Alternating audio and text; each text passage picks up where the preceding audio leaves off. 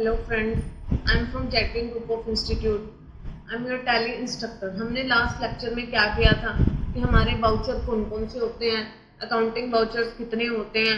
हमने F4, F5, F6, F7, F8, F9, control F8 plus control plus F9 ये हमारे vouchers हो चुके हैं।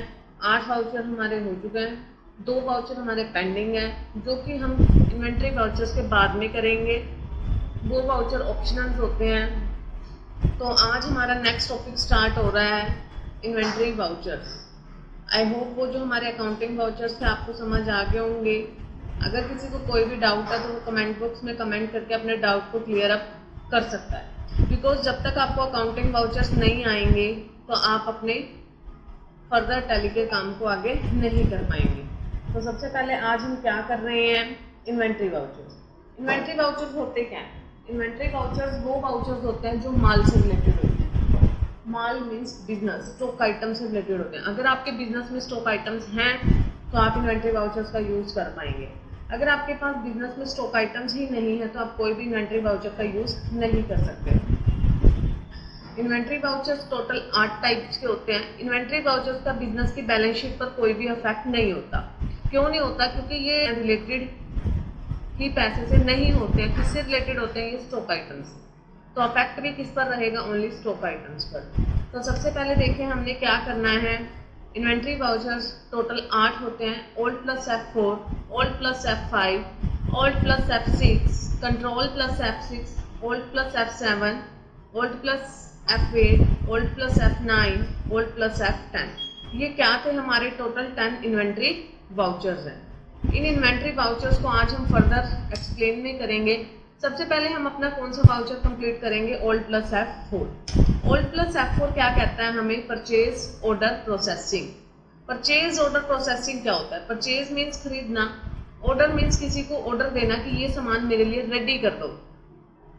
प्रोसेसिंग मतलब वो काम प्रोसेस में है। एक तो होता है जब हम सामान खरीदने जा रहे हैं, सामान खरीदा और पैसे दे दिए, बात खत्म, वो परचेज हो गया। एक होता है हमने ना तो सामान खरीदा है अभी, ना ही पैसे दिए, जस्ट हमने उस पार्टी को अभी ऑर्डर दिया है कि ये सामान हमारे लिए क्या कर दो, रेडी कर दो। सबसे पहले इसकी शॉर्टकट की क्या रहेगी? Old plus F4।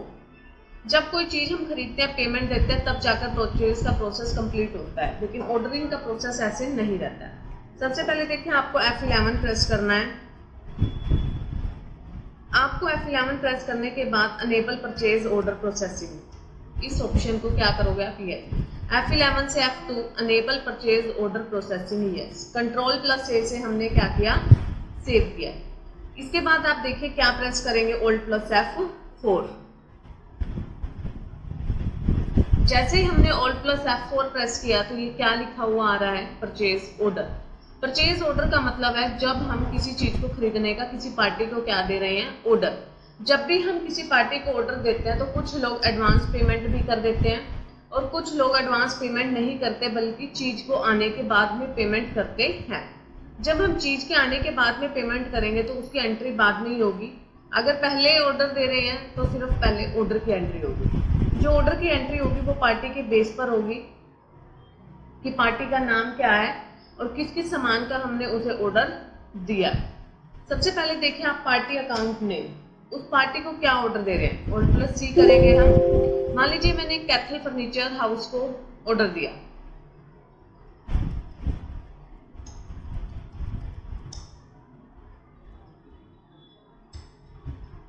हमने इस पार्टी को ऑर्डर दिया है तो ये मेरा सन्ड्री क्रेडिटर है।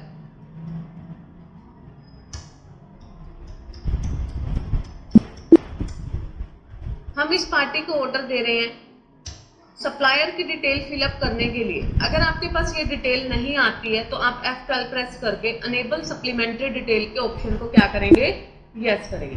देखिए मैंने क्या किया, एक बार के लिए F12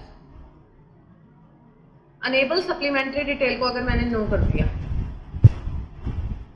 देखिए कि वो डिटेल नहीं मांग रहा, बट हमें इस डिटेल को फिलअप करना है तो आप F12 प्रेस करके first option enable supplementary details को क्या करेंगे?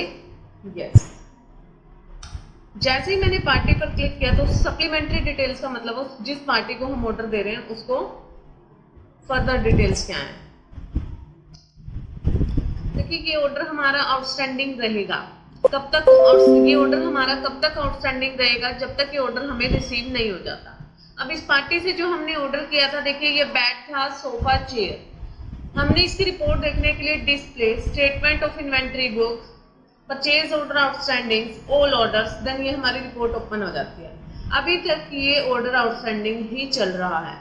हमारी टैली एक एजुकेशनल टैली है, नहीं तो यहाँ पर डेज भी दिखाता हमें कि 5 डेज है। अब हम इस ऑर्डर को क्या करने जा रहे हैं, लिंक किस चीज से करेंगे, हम परचेज से, क्योंकि अब वो ऑर्डर अगर कंप्लीट हो जाता है तो पार्टी हमें कॉल अप करेगी, देन हम अपना ऑर्डर रिसीव करने जाएंगे। जब हम अपना ऑर्डर लेने जाएंगे तो हमारे पास सामान आएगा तो वो किस में कन्वर्ट होगा, F9 में। सबसे पहले आपको क्या प्रेस करना है, F9। जैसे ही आपने F9 प्रेस किया, जिस पार्टी को आपने ऑर्डर अब देना है, आप उस पार्टी का नेम सिलेक्ट करेंगे, देन ऑर्डर नंबर सिलेक्ट करना है। जैसे ही आपने ऑर्डर नंबर सिलेक्ट किया तो जो बेसिक डिटेल्स है, देखिए हमने bypass road Kaithal Haryana, reference no fill किया था, बेड सोफा चेयर फिल किया था, जो भी डिटेल्स हमने फिल की थी ऑर्डर नंबर के सिलेक्ट करते हुए सारी डिटेल्स बाय डिफॉल्ट ऑटोमेटिकली आ जाएंगी। जैसे ये डिटेल आ जाती है, इट मींस ऑर्डर क्या आ गया, अब हमें रिसीव हो चुका है। अब ये ऑर्डर जब हमें रिसीव हो चुका है तो क्या हमने इसकी पेमेंट नहीं करनी, क्या ये क्रेडिट पर चलेगा, नहीं, ये क्रेडिट पर भी नहीं चलेगा। आपको इस ऑर्डर को कंप्लीट अप करने के लिए F5 से आप पेमेंट करेंगे, क्योंकि F5 में एंट्री करना कोई जरूरी नहीं है। अगर आप पार्टी की पेमेंट कर रहे हो तो आप एंट्री करोगे, अदरवाइज आपको कोई भी एंट्री करने की जरूरत नहीं है। जैसे ही हम F5 में पेमेंट की एंट्री कर देंगे, हमारा परचेज का प्रोसेस क्या हो जाएगा, कंप्लीट। इट मीन्स हमने ऑर्डर भी दे दिया, ऑर्डर रिसीव भी हो गया, पेमेंट भी हो चुका है। हम क्या करेंगे, पार्टी को पेमेंट करेंगे, इसलिए हमने F5 से पेमेंट करनी है, क्योंकि जिस पार्टी को से सामान खरीदा है उस पार्टी का नेम, कैसे हमने पेमेंट करनी है, हमने HDFC बैंक से पेमेंट किया है, किसकी पेमेंट की है, कैथल फर्नीचर हाउस की। आपको कितनी पेमेंट करनी है, 49800। देखिए आपके यहाँ पे क्रेडिट शो हो रहा है, इसका मतलब हमने इसका इतना बैलेंस देना है। अगर मैंने इतना बैलेंस दिया तो बैलेंस GST रेफरेंस सेलेक्ट करेंगे, देखिए नेम 5 था, इतना बैलेंस था, फाइनल बैलेंस हमने क्लियर कर दिया। जब सारा का सारा बैलेंस क्लियर हो गया तो करंट बैलेंस देखिए क्या आ रहा है, 0 आ रहा है। आपने इसके प्रोसेस को क्या किया, कंप्लीट किया। जब इसकी प्रोसेस कंप्लीट हो जाएगी तो आपको अभी ऑर्डर आउटस्टैंडिंग्स में शो नहीं होगा, क्योंकि जब ऑर्डर आ चुका है तो ऑर्डर आउटस्टैंडिंग्स का कोई भी मतलब नहीं रह जाता। ये क्या था, हमारा परचेज ऑर्डर का प्रोसेस था पूरा। सबसे पहले इसके लिए आपकी एंट्री होती है Alt+ F4 में, देन एंट्री होती है F9 में, देन F5 में। F5 में एंट्री तभी होती है जब पार्टी की पेमेंट आप कर रहे हो। अगर अभी तक आपने पार्टी की पेमेंट नहीं करी तो आप कोई भी ऐसी एंट्री नहीं करेंगे।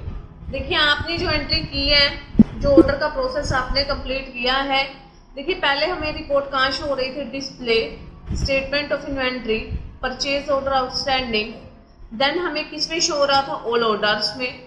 ऑल ऑर्डर्स में जाने के बाद हमें अपना ऑर्डर दिखाई दे रहा था, बट अब हमें नहीं दिखाई देगा, क्योंकि अब ऑर्डर आउटस्टैंडिंग है ही नहीं, तो अब वो किस में बदल जाएगा, परचेज रजिस्टर में। अब ऑर्डर कहाँ दिखाई देगा हमें, अकाउंट बुक्स में। परचेज प्रोसेसिंग में दिखाई दे रहा है, अकाउंट बुक्स में।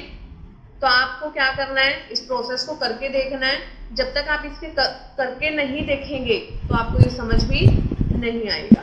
क्लियर है। हम नेक्स्ट लेक्चर में Alt+ F5 करेंगे, इसी का अपोजिट है जो कि sales order processing. I hope ये सभी को समझ आ गया होगा।